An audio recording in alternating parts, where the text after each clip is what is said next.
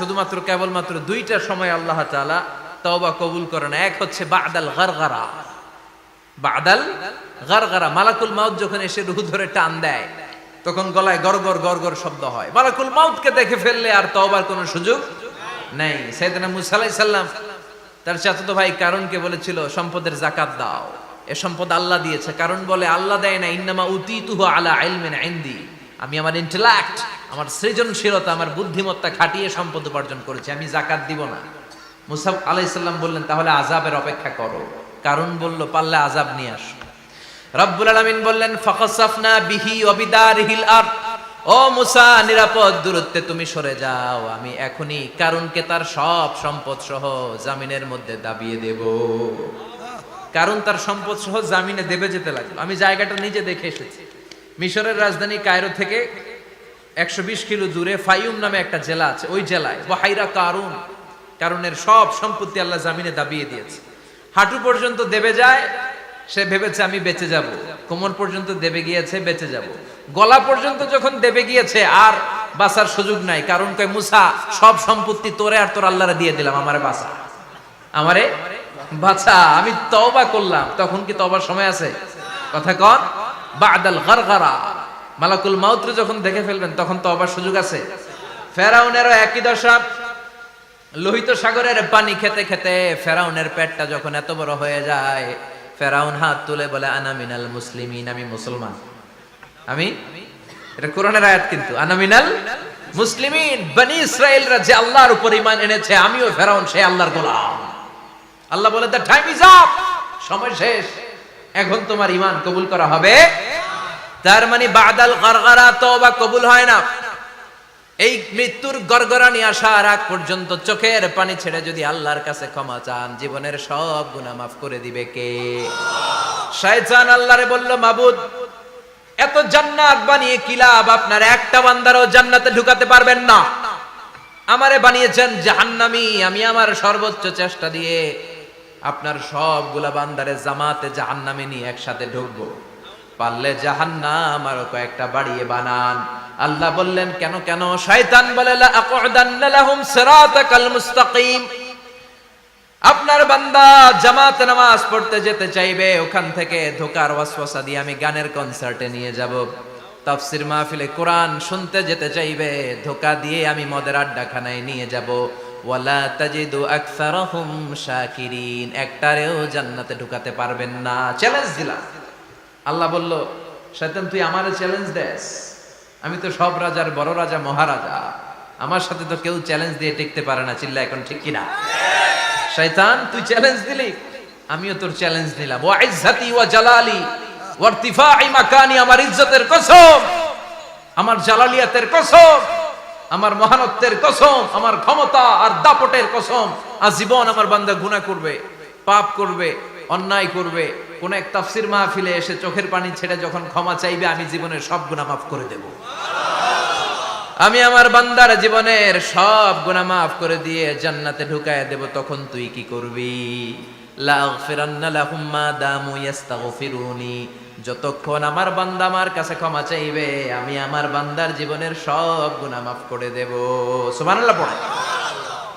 এজন্য রাব্বুল আলামিন বলেন ইয়া আইয়ুহাল্লাযীনা আমানু তুবু ইলাল্লাহি তাওবাতান নাসুহা, তওবার মতো তওবা করো। তওবার মতো তওবা করলে যত বড় অন্যায় হোক, পাপ হোক, গুনাহ হোক, সব গুনাহ মাফ করে দিতে পারে কে? সাইয়েদনা আদম আলাইহিস সালাম ভুল করলেন, শত শত বছর কাঁদলেন। আল্লাহ বললেন ও আদম কিছু বাক্য তোমারে শিখিয়ে দেই, এই বাক্য দিয়ে তুমি আমার কাছে তওবা করো, তোমার তওবা কবুল করে নেব।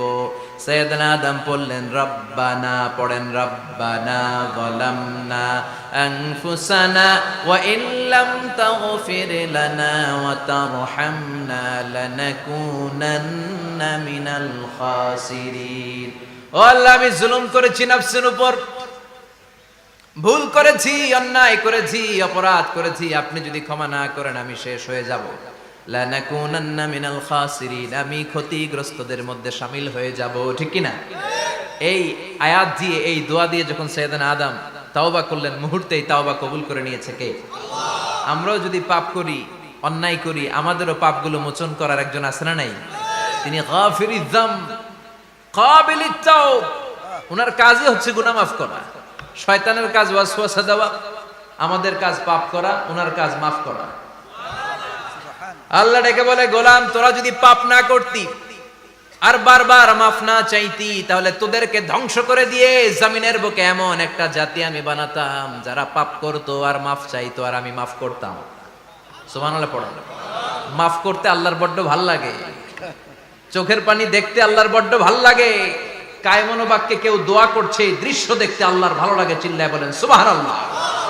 এজন্য পাপ আমাদের যত বড় হোক আমাদের জন্য মাফ আছে না নাই?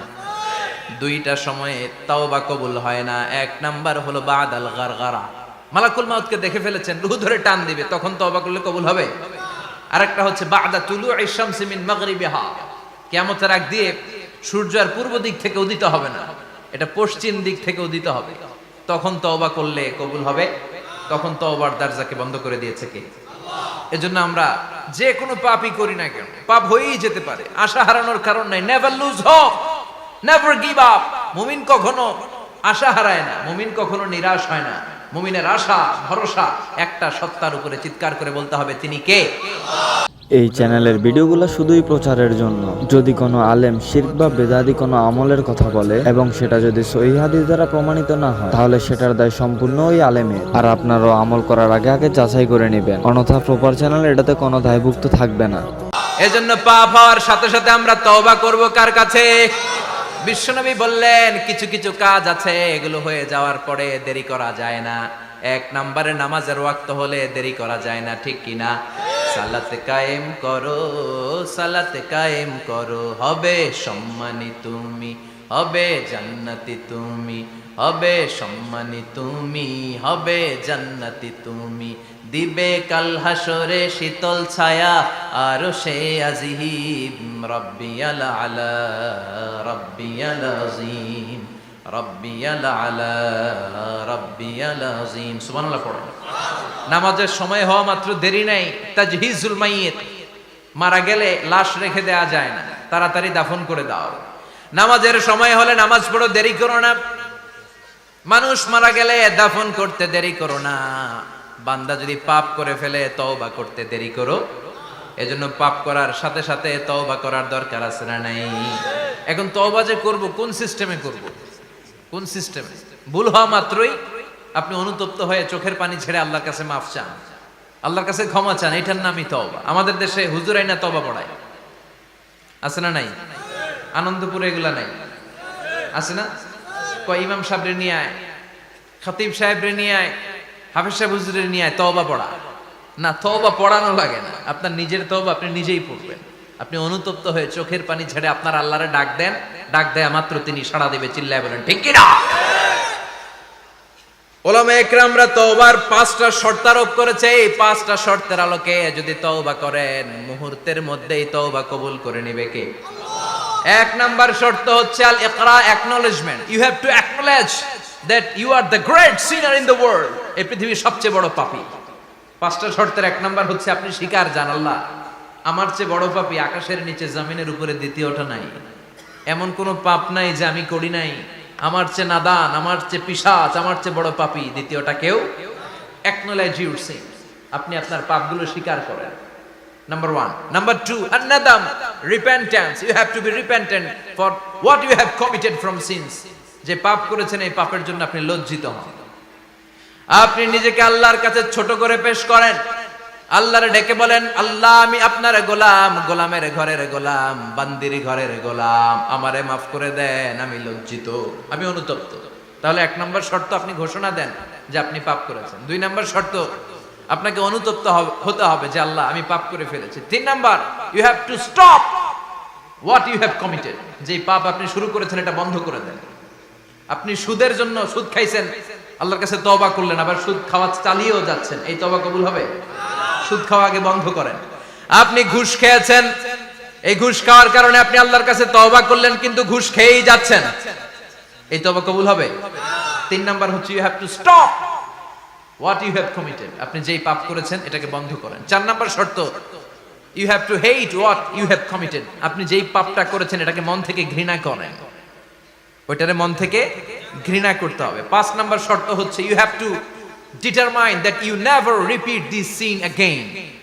আল্লাহর কাছে ওয়াদা দেন, কমিটমেন্ট দেন যে আল্লাহ পারতপক্ষে আমার জীবনে আর এই কাজটা করব। এই 5টা শর্তের আলোকে তওবা করলে কবুল করবে কে? 1 নম্বরে স্বীকার জান আল্লাহ আমি পাপী, 2 নম্বরে অনুতপ্ত হন, 3 নম্বরে পাপ কাজটা বন্ধ করে দেন, 4 নম্বরে ওই পাপ কাজটাকে মন থেকে ঘৃণা করেন, 5 নম্বরে আল্লাহর কাছে ওয়াদা দেন আর জীবনেও এই পাপ করব না। এই 5টা শর্তের আলোকে যদি তওবা করেন আপনার তওবা কবুল করে নিবে কে? এজন্য যত পাপ যত অন্যায় আমরা করি না কেন আমাদের এই পাপগুলো অন্যায়গুলো ক্ষমা করার একজন আছে না নাই? তিনি কে? এজন্য সব সময় তওবা করতে রাজি আছেন তো? প্রতিদিন শত শতবার তওবা করতে রাজি আছেন? প্রতিদিন শত শতবার ইস্তেগফার পড়তে রাজি আছেন? বিশ্বনবী প্রতিদিন 70 বারেরও বেশি ইস্তেগফার করতেন। শুধু টয়লেটে যে মুহূর্তে থাকতেন ওই মুহূর্তে পড়তেন না, টয়লেটে ঢুকার মুহূর্তে বিশ্বনবী ইস্তেগফার পড়তে পারতেন না, তাই টয়লেট থেকে বেরোয়েই তিনি ইস্তেগফার পড়তেন। তিনি পড়তেন গফরানাক। কি পড়তেন? গফরানাক মানে হলো আস্তাগফিরুল্লাহ। গফরানাক মানে কি? গফরানাক মানে আল্লাহ আমি আপনার ক্ষমা চাই, মানে আস্তাগফিরুল্লাহ। আবার বিশ্বনবী বলতেন মান লাযামাল ইস্তিগফার জাআলাল্লাহু লাহু মিন কুল্লি দিকিন মাখরাজা। যে ব্যক্তি সব সময় ইস্তেগফারের সাথে লেগে থাকে তাকে সব সময় বিপদ থেকে মুক্তি দিবে কে? আমাদের জীবনে বিপদ আছে না নাই? কত ধরনের বিপদ। যে কোনো সময় অসুস্থ হয়ে যেতে পারি, যে কোনো সময় দুর্ঘটনার কবলে পড়তে পারি, যে কোনো সময় গুম হয়ে যেতে পারি।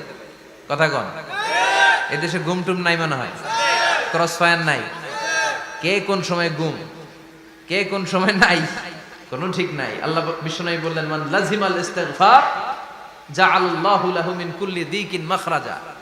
সব সময় যে ইস্তেগফারের সাথে আঠার মতো লেগে থাকবে আল্লাহ তাআলা তাকে বিপদ থেকে সব সময় মুক্তি দান করবেন। সুবহানাল্লাহ পড়েন। 2 নম্বরে বিশ্বনবী বললেন অমিন কুল্লি হাম্মিন ফারাজা। ওই ব্যক্তিকে রব্বুল আলামিন সব ধরনের দুশ্চিন্তা থেকে মুক্তি দিয়ে দিবেন। আমাদের জীবনে দুশ্চিন্তা আছে না নাই? টেনশন নাই কার কার? হাত তোলেন তো, যে হুজুর আমার কোনো টেনশন নাই। আপনার টেনশন নাই, মাশাআল্লাহ। আমার সাথে দেখা করবেন আলোচনার পরে। টেনশন ছাড়া মানুষ আছে? বাসার টেনশন, মরার টেনশন, কবরের টেনশন, ক্যারিয়ারের টেনশন, বিদ্যুৎ বিলের টেনশন, গ্যাসের বিলের টেনশন, বাড়ি ভাড়ার টেনশন আছে না নাই? বিশ্বনবী বললেন টেনশন ছাড়া মানুষ নাই। সব সময় আঠার মতো যে ইস্তেগফারের সাথে লেগে থাকবে তাকে টেনশন মুক্ত করে দিবে কে?